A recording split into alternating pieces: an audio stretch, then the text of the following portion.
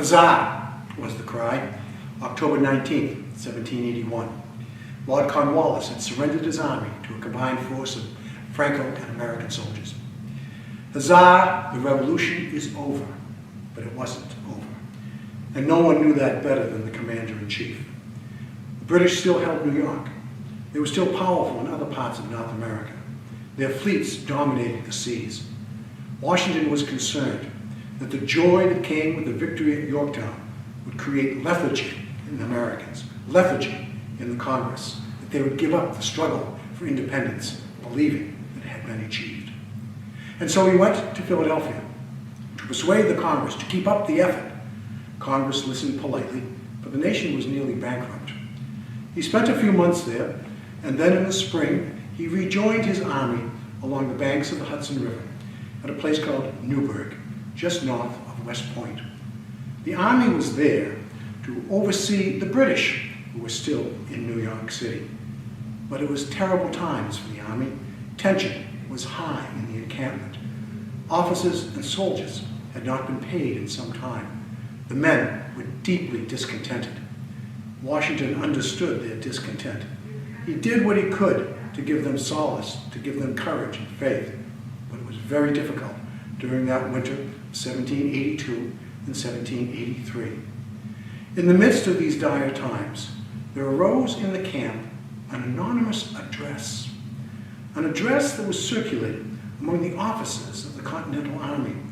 It was an address that called upon them to defend their rights.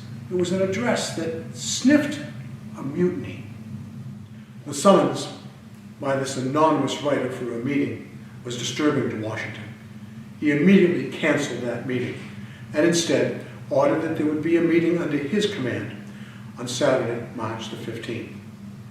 In those few days before that Saturday, at his headquarters in Newburgh, Washington and his aides worked vigorously to prepare a speech which the commander-in-chief would deliver. That speech was carefully honed. This meeting was carefully planned. In the papers of Washington at the Library of Congress, there is the original copy of this speech. It is in the hand of his secretary. It is a good hand, but not a very large hand.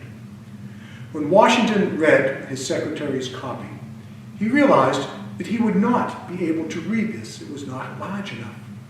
And so, for the next few days, the commander-in-chief sat at his desk, and he recopied the secretary's copy of the speech into his own large hand.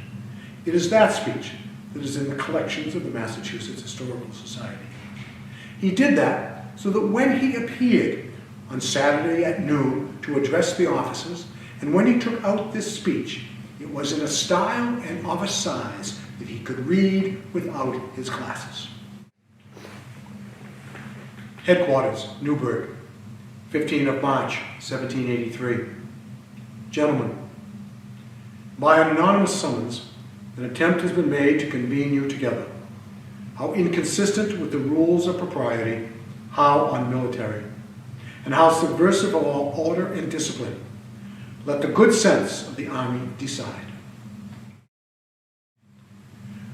Washington then continued to explain to his men how he had been with them for the entire war, to remind them of their sacrifices, to remind them of the honor they had brought to the army, and of the danger now of undergirding that honor and that reputation.